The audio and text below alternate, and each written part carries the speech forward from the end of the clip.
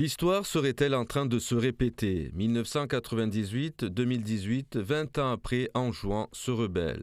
Depuis dimanche soir, plusieurs barrages sont érigés sur les principaux axes routiers de l'île d'Anjouan, de Mutamoudou à Bandrani et même dans la région du Niumakele.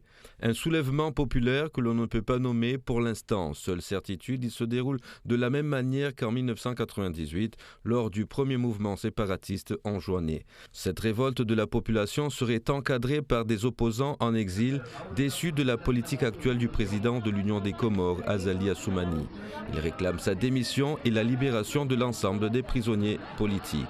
Depuis hier, des hommes armés et cagoulés appellent la population à rester chez elle et les rues sont totalement désertées depuis dimanche. Cet après-midi, selon des réfugiés politiques en exil à Mayotte, plusieurs anciens militaires du régime de Mohamed Bakar auraient quitté Mayotte pour l'île d'Anjouan.